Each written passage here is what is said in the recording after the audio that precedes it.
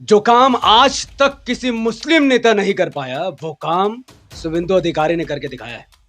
पश्चिम बंगाल में भारतीय जनता पार्टी की सरकार बनते ही बकरीद पर, नमाज पर और अजान पर जो कानून शुभेंदु अधिकारी जी ने बनाया है, जो कानून भारतीय जनता पार्टी ने बंगाल पर लागू किया, उसका सबसे बड़ा नुकसान अगर किसी को हो रहा है तो वो बंगाल का वो हिंदू समाज है जो गाय बेचता था, पेट पालता था, घर खरीदता था, शादी करता था।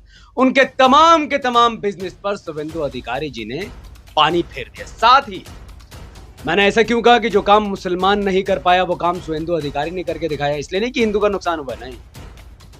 पश्चिम बंगाल और देश का मुसलमान जब बात गाय की आती थी तो 90% लोग दिखावे की कुर्बानी करते थे कि मेरा गाय उससे बड़ा होगा, मेरा गाय उससे बड़ा होगा।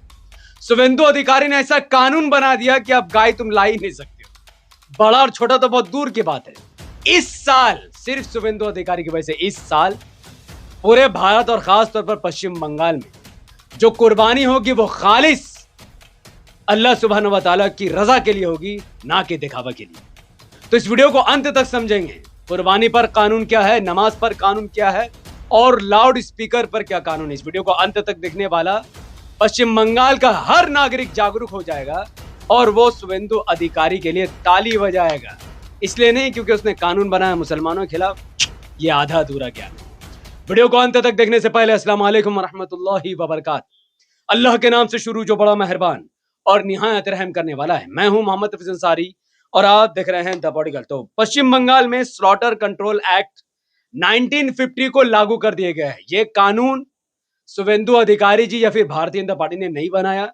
यह कानून हाई कोर्ट के मशवरे से 1950 में बनाई गई थी, लेकिन ममता बनर्जी की सरकार ने इस कानून को लागू होने नहीं दिया, बल्कि इसको रोक करके रखा, इसको खत्म भी नहीं किया।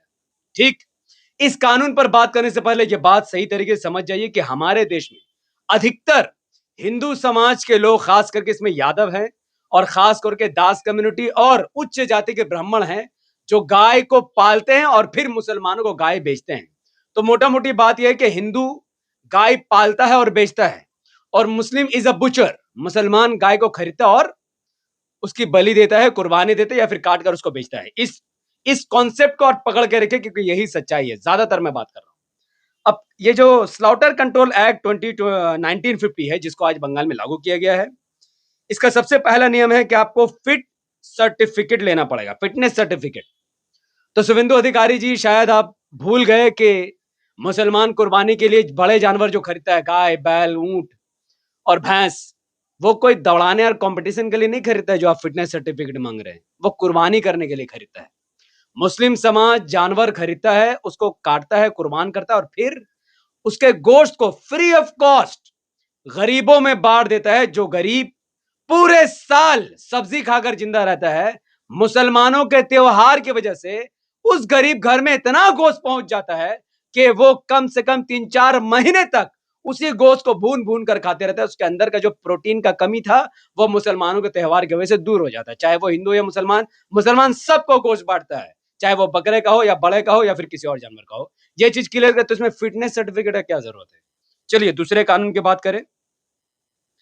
कानून नंबर 2 वो है कि गाय की जो उम्र है वो 14 साल होनी चाहिए। वाह। और परमानेंटली वो उसमें कोई इंजरी नहीं होनी चाहिए, कोई डिस्कम्फर्ट वगैरह वगैरह नहीं होनी चाहिए। इस्लामिक कानून है। इस्लाम भी कहता है कि कोई गाय का अगर आंख खराब है तो कुर्बानी नहीं होगा, कान कटा हुआ तो कुर्बानी नहीं होगा, पैर में अगर चोट है तो कुर्बानी नहीं होगा। तो शुभेंदु अधिकारी जी ने इस्लाम के हिसाब से कानून बनाया कि कोई भी गाय अगर इंजर्ड है उसको आप खरीद बेच नहीं सकते हैं। ठीक है भाई, अल्हम्दुलिल्लाह। लेकिन 14 साल, शुभेंदु जी, कौन सा गाय 14 साल का उम्र का होता है? इस तस्वीर को देखिए, जो हमारी हिंदू बहन, हिंदू महिला है, इसने गाय को पाल पोस कर बड़ा किया है। इसका उम्र है 3 साल और इन्होंने 3 साल मेहनत करके इस गाय को बड़ा किया है। इस गाय को वो बेचना चाहती थी 3 से 4 लाख रुपए में, लेकिन ये गाय 14 साल का तो है नहीं। 14 साल तक तो ये गाय मर जाएगा। ये गाय मुश्किल से और 2-3 साल जिएगा बस। तो जो 14 साल का कानून शुभेंदु अधिकारी जी ने बनाया, उसका सबसे बड़ा नुकसान किसको हुआ? इस हिंदू महिला को हुआ, क्योंकि ये चाहती थी गाय बेचना। अब मुसलमान गाय खरीद नहीं सकेंगे क्योंकि रूल ऐसा आ चुका है। वेल, जब से स्लॉटर एक्ट को लागू किया गया तब से खटाल खाली है। लोग गाय खरीदने को तैयार नहीं। गाय बेचने वाले 90% हिंदू समाज के लोग हैं। वो गाय बेच ही नहीं पा रहे, तो मुसलमान खरीदेगा कैसे? सबको जान का भी खतरा है, क्योंकि इस मामले में सरकार ने यह भी रूल बनाया है कि अगर कोई रूल को तोड़ेगा तो उसको कम से कम 6 महीने की जेल और 1,000 रुपए तक की पेनल्टी देनी पड़ेगी। तो भैया कौन 6 महीने की जेल लेगा? अब मैं मुसलमानों से कहता हूं कि भाई गाय क्यों खरीदना है? कुर्बानी के लिए आपके पास कई सारे ऑप्शंस हैं। आप ऊंट कुर्बानी कर सकते हैं, आप बकरा बकरी कुर्बानी कर सकते हैं, आप खस्सी कुर्बानी कर सकते हैं और भेड़ बकरी कुर्बानी कर सकते हैं। तो फिर गाय ही क्यों? बाकी जानवर पर जाओ, तकवा है, अल्लाह का डर अपने दिल में पैदा करो, गाय छोड़ दो। और जब मुसलमान देखो, जब तक बीफ सप्लाई हो रहा तुम खाओ, सरकार बीफ सप्लाई बंद कर देगी तो छोड़ दो। मेन मामला कुर्बानी का है।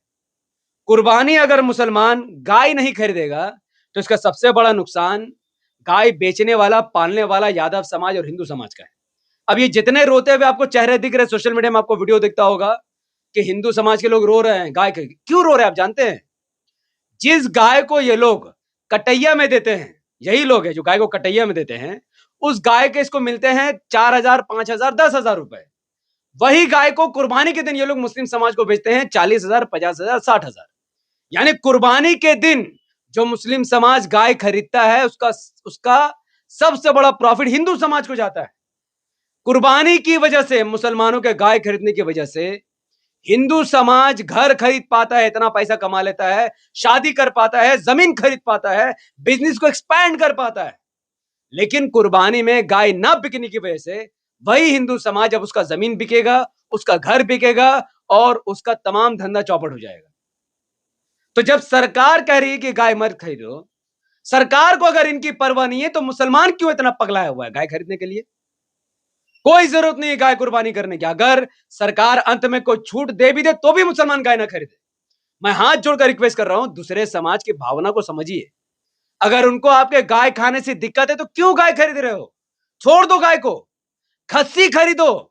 और एक पॉजिटिव पॉइंट है जो शुभेंदु अधिकारी जी इनडायरेक्टली मुस्लिम समाज को कहना चाहते हैं कि चूंकि गाय हिंदू समाज के लोग बेचते हैं, अब मत खरीदो उनसे।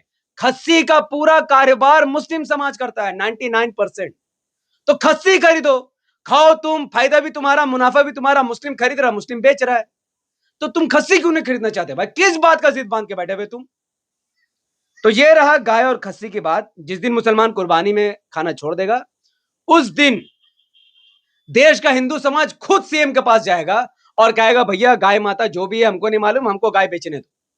तब आप सीएम जाने, सरकार जाने, हिंदू समाज जाने, हमको क्या करना भाई? हमको शांति से इस देश में रहना है मुझे, और मुझे शांति से अपना त्योहार मनाना है। अगर गाय का नाम से अशांति फैल रहा है, छोड़ दो गाय। गाय छोड़ने में सिर्फ मुस्लिम समाज का फायदा और किसी का फायदा नहीं है। अब आते हैं लाउड स्पीकर पर। लाउड स्पीकर पर जो गाइडलाइंस सरकार ने लाए हैं, ये भी सन 2000 पुराना, नया नहीं है। अब जब से ये गाइडलाइंस आया, सुनने में आया कि कोई पुलिस वाले चढ़कर लाउड स्पीकर उतार रहे हैं। इस वीडियो को देखने के बाद आपको उनको रोकने में आसानी होगी, आप उनको रोक सकते हैं, उनकी नौकरी खत्म कर सकते हैं आप। लाउड स्पीकर जो सेंट्रल नॉइज पॉल्यूशन एक्ट 2000 के तहत सिर्फ ये बताया गया है कि जो इंडस्ट्रियल एरिया होती है, जहां पर फैक्ट्रीज ज्यादा होते हैं, वहां पर डिसेबल का जो रेट है वो 75 है। सुबह 6 से शाम रात 10 बजे तक 75 डिसेबल डीबी में वो साउंड बजेगा। और जो कमर्शियल एरिया है वहां 65 डीबी, रेसिडेंशियल एरिया यानी मेरा और आप जहां पर हम लोग रहते हैं घर में, वहां 55 डीबी में आप बजा सकते हैं। अब जो पुलिस वाला अगर मस्जिद के पास आएगा, मंदिर के पास आएगा, गुरुद्वारा के पास आएगा, बोलेगा लाउड स्पीकर उतार, आप उसको कहना भैया कानून पढ़े हो? कानून पढ़े हो? सेंट्रल नॉइज पॉल्यूशन 2000 का कानून जो कहता है कि रेसिडेंशियल एरिया में 55 डिसेबल से ज्यादा नहीं बचना चाहिए। मशीन कहां है? पहले नापो और साउंड को कम कराओ, लाउड स्पीकर को उतारने की हिमाकत मत करो। कानून को कानून की तरह मानो, कानून के धज्जा मत उड़ाओ। लाउड स्पीकर को नीचे उतार कर साउंड कम करने का कानून है, साउंड खत्म करने का कानून नहीं है। तो आप इस तरीके से प्यार से पुलिस वाले से आप बात कर सकते हैं। एक कानून है कि जो 100 मीटर के दायरे में अगर कोई स्कूल है, कोई अस्पताल है, कोई इंस्टीट्यूशन है, तो वहां पर साइलेंस जोन रहेगा, वहां पर किसी किस्म का आवाज नहीं। तो जिस मस्जिद, जिस मंदिर, जिस गुरुद्वारा और जो भी पूजा पाठ के जगह में अगर आसपास में हॉस्पिटल है, तो वहां पर 55 dB नहीं, बल्कि आपको साउंड ही पूरा खत्म कर देना है, ताकि मरीज को तकलीफ ना हो, स्टूडेंट को तकलीफ ना हो। और अजान से वैसे भी अजान लोगों के लिए है, मुसलमानों के लिए है, ना वो हिंदू समाज के लिए, ना वो अल्लाह के लिए। तो इसीलिए अजान का साउंड मुसलमान पहले से ही कम रखता है। जहां पर ज्यादा है, मुसलमान को अपनी मर्जी से उसे कानून का पालन करते हुए कम कर लेना चाहिए, ताकि किसी को भी दिक्कत ना हो। तो आप समझ गए कि शुभेंदु अधिकारी जी ने जो कानून गाय को लेकर बनाया है, उस कानून का सबसे बड़ा फायदा मुसलमानों को है कि अब मुसलमान दिखावे की कुर्बानी नहीं करेंगे कि मेरा जानवर तेजे बड़ा है, मेरा जानवर तेजे बड़ा, देखो इतना बड़ा जानवर लाया है। पूरा कुर्बानी का इन लोगों ने सत्यानाश करके रखा था। अब तुम खस्सी कुर्बानी करो और तकवा अल्लाह को खुश करने के लिए कुर्बानी करो। फायदा नंबर 1। फायदा नंबर 2, चूंकि ये पूरा फायदा एक हिंदू समाज के खास कम्युनिटी को होता था, अब वो फायदा उनको नहीं बचेगा। फायदा नंबर 3, मुसलमान खस्सी खरीदेगा तो मुस्लिम समाज का ही फायदा होगा, क्योंकि पूरा कारोबारी मुस्लिम समाज है।